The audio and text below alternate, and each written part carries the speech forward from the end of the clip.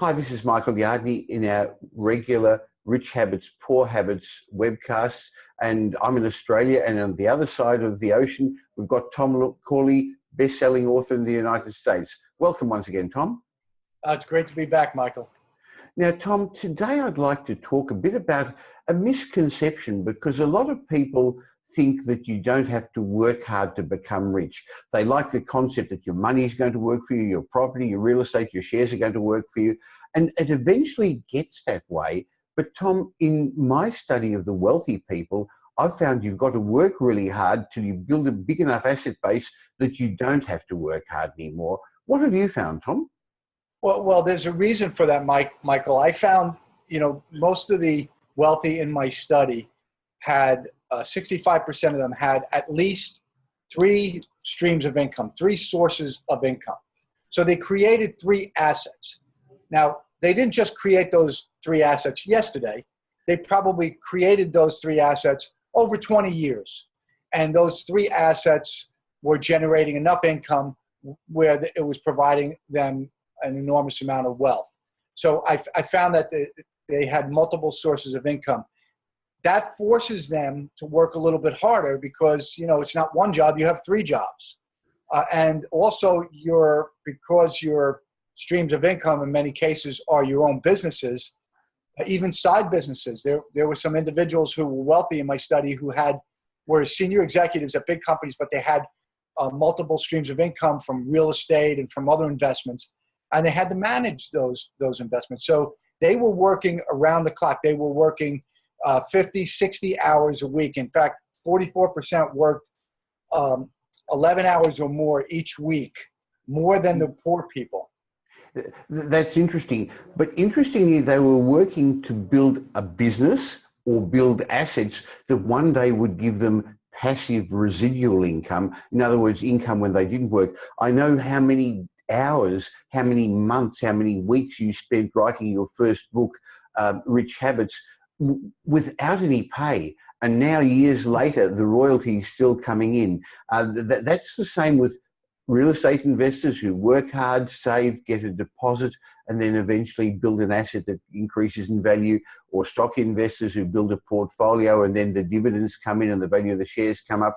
So it's not just working, but you've actually got to work, not trading your time for money, but to build passive residual income, Tom. Yeah, that's right. So those assets that the wealthy created that generate all those multiple streams of income, in the early years, they generated absolutely no income. They were just pure investment in time and money. And this is where it gets a little sketchy, Michael, because imagine you're at something for 4 or 5 years and there's absolutely no return on investment. You have to really be persistent to be successful in life. So you're going to have that voice in your head that says, hey, you're wasting your time. You're not generating any income. And then all of a sudden, something happens. And now you're generating an enormous amount of income because you hit a tipping point. And this is where I think it's important for a lot of people who want to pursue something in life on their own personal thing. It's going to require a great deal of time and effort and money, in some cases, to create that asset. But at some point, that asset it's like you flip a switch, and that asset turns on and it starts churning out money, and it doesn't stop because you've invested all of this time and money. You've built this side business, and now it's paying dividends. That's what I found the most successful people were doing. They were building these side businesses, these residual income streams. But in the early days, they made absolutely no money. They were in debt. They took on debt risk. They took risk by, earmarking their time for something that wasn't generating income. They were getting it from all sides, their spouse, their family. What are you doing, Michael? You're wasting your time. This is crazy. So they really had to believe in themselves and be persistent. Tom, I bet some people are watching this and saying, I haven't got time, Michael. I haven't got time, Tom. I'm busy doing this. I'm looking after the children. I've got a job already. Where do the wealthy people find the time to do this? At 5 a.m. in the morning. That's what I found. 44% of the wealthy in my study woke up 3 hours or more before they actually got into the office. And they spent those 3 hours devoted to something they were passionate about. And here's to your point, I don't have the time for this, I don't have the time for that. What that really is saying to me, Michael, is I have no passion in life. I have nothing that excites me that I would spend the time on. Because I'll tell you this, Michael, what I found from my research is when you stumble upon a dream or a purpose, you always find the time. You always are able to find the time to pursue that dream or that purpose. It doesn't matter that you have 3 kids or 4 kids or 6 kids. You will find the time. It's just the people that are saying that are actually just saying, I just haven't found the thing that excites me in life. Either that or they put a different value on it. They put more value on the internet or on television or going to watch the football or baseball or cricket or sport. So it's really, we've all got the same amount of time. Interestingly, Tom, I agree with you. I've found most successful people do get up earlier. I know your early morning habit is writing. I know I actually get up an hour or so before Pam, and that's the most productive time for me of when there's nobody around and people say to me, Michael, how do you write 1 or 2 books a year, publish all those blogs every day, run a couple of seminars, run a national company? And it's because I've allocated my time and I've actually done some good learning on time management. I think that's going to be a great topic for another session with us as well, Tom. But I agree with you that early morning time of getting up and doing it using it productively is a great time habit. Tom, anything else you'd like to discuss about how the rich work more than the poor? The amount of time that they put in that is greater than the amount of time that the poor put in isn't an enormous amount of time, Michael, and this is an important point. At least from my research, it's about 11 hours a week additional. That's not a lot. Not a lot, but that 11 hours is every day. That 11 hours is every week. It's every year. It's for 5 years, 10 years, 20 years. That adds up to a lot of time. So, I was sitting at a bar with a friend of mine the other day, and he was saying, my God, you got your CFP, you got your Series 7, you got your life insurance, you wrote 4 books, you do all these speaking engagements. How do you do it? I mean, it's unbelievable. And I stopped and I thought to myself, that is an amazing amount of productivity. It made me feel proud of myself, and I'm not that kind of person. I'm very humble, but it boiled down to those 3 hours in the morning, Michael. That's the reason. It was those 3 hours in the morning that I devote to this stuff, and it's not just the writing and all the productivity.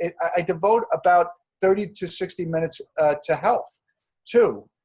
So, I mean, it's a combination of things, but that 3 hours in the morning is my most productive time of the day. Now, you said you devoted some time to health.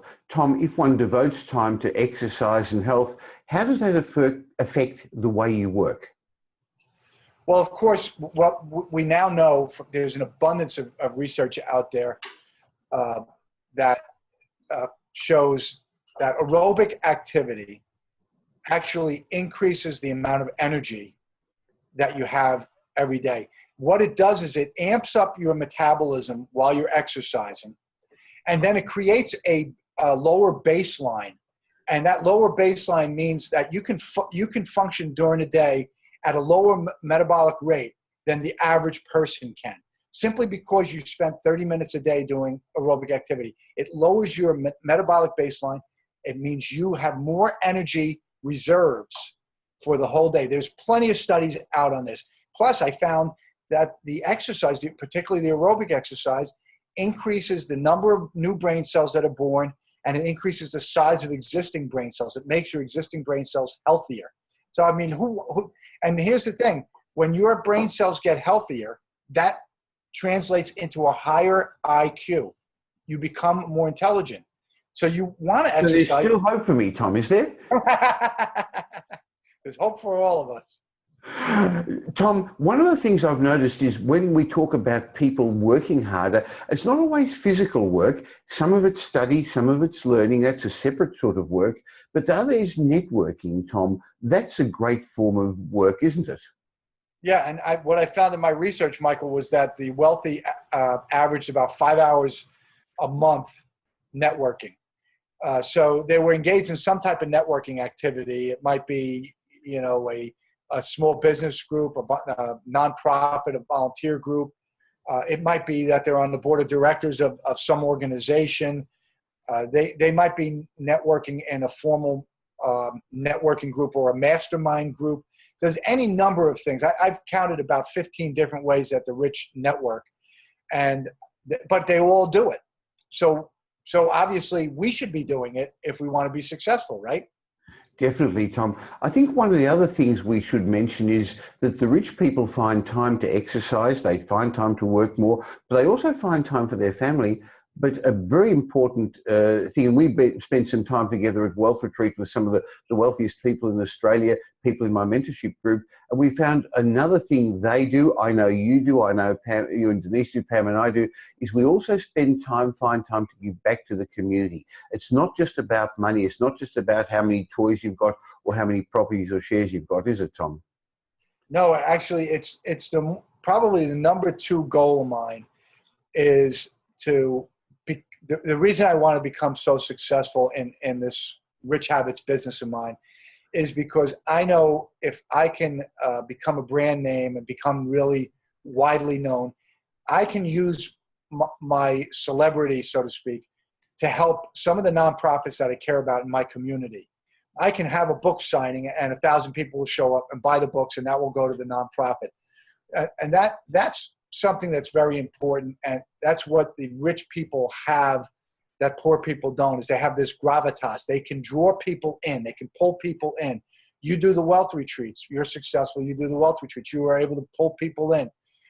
That's what wealthy people are able to do. Because they have such a high respect within the community, it pulls people in, and they can use that strength, that gravitas that they have to help organizations locally, and that's what I intend to do.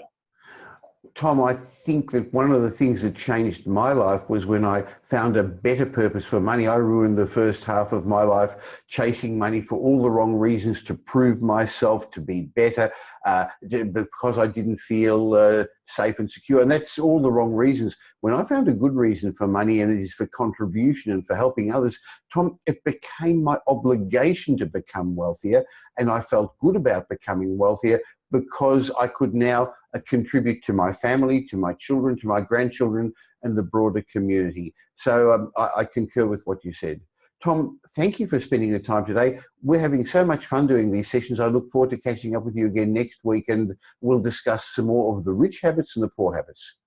Yeah, I'm looking forward to it, Michael. There's plenty to talk about. Great. Thank you very much.